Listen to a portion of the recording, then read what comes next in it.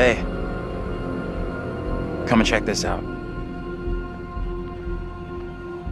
What on earth is that? Not a clue. Hi, I'm Pete Samuels. I'm the CEO of Supermassive Games and the director for the Dark Pictures Anthology. My intention for today is to give you some background to the story, the evolution of gameplay, and to help you build a picture of where Little Hope is both similar to and different from Man of Medan. But first, a short recap on what the anthology is and the team's intentions. The anthology is a series of intense, standalone cinematic horror games, released on multiple formats. Each is a new and totally different story with new characters, new settings, and inspired by different subgenres of horror. How you play and the decisions you make will determine whether your protagonists live or die during the course of each game. And each is designed from the ground up for massive replayability, with branching storylines, different endings, and multiple modes of play, including couch co-op and the critically acclaimed 2-player online shared story mode. So let's talk about Game 2, Little Hope.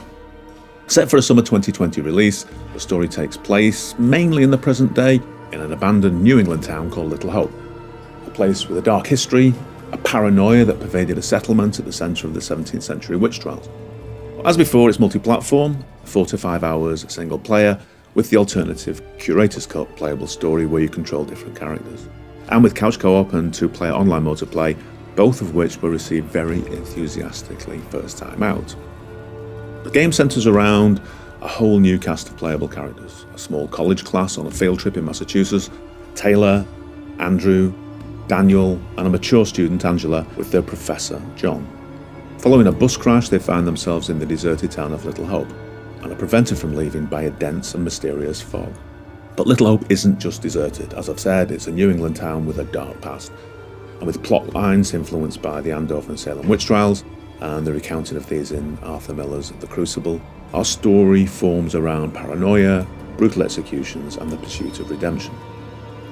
As they explore Little Hope, looking for an escape, they try to understand the meaning of these events, the root of the evil, and how it is directly connected to them. Why come to Creepy Central just to get a top-up? What does that mean? The more obvious cinematic and literary influences for the game include The Witch, Season of the Witch, and Blair Witch, but people will recognise some other strong influences, such as Hellbound Heart, Hellraiser, and other similar works by Barker, and indeed Silent Hill, and two of my personal favourites, It Follows and The Omen. Interestingly, our studio is just a stone's throw from Guildford Cathedral, which features strongly in Richard Donner's 1976 classic. A basis in real or mythological events is a core component of each of the Dark Pictures, and as I touched on earlier, Little Hope's basis lies in the New England witch trials of 1692. And something I hadn't realised until researching the subject is that during that period, more people were accused and arrested for witchcraft in Andover than were in the neighbouring town of Salem. And it was through studying a map of Andover in 1692 that we came up with the name for our fictional town of Little Hope. But our quest for historical authenticity doesn't end there. Who the hell are you? Why are you dressed like that? The first step in designing our 1692 characters was to enlist the services of a British TV and film costume designer who researched the period extensively to create sketches, source materials, and garment samples as reference for his designs, which our artists have recreated in great detail for our authentic 17th century pilgrim characters. But other than the story, the characters, the tone, the influences, and the subgenre, how does Little Hope differ from Man of Medan? I have a bad feeling about this.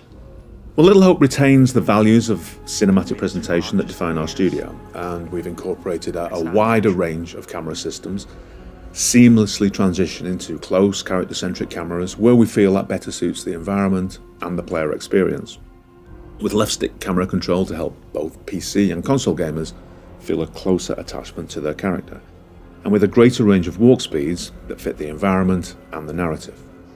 Building on feedback from a growing Dark Pictures community, their team have developed the controls and interface to provide clearer context, improve the player's understanding of the world and events, and increase the engagement in the story through improved pacing and fluidity. These include context for interacting with objects in the world, QTE alerts that inform players of the location of an upcoming QTE, and the action that the character will perform if successful. And there are periodic reminders of immediate character goals, and much more fluid camera and animation transitions throughout. One of the mysteries of Little Hope is finding out the connection between a present-day group of college students stranded in Little Hope, a group of settlers in the 17th century in Andover, and a family in 1970s New England. So, without giving too much away, I hope, that's the basis of the story and the nature of the threat. Heading into Little Hope feels like our only option. I'm not so sure about that. Where else can we go?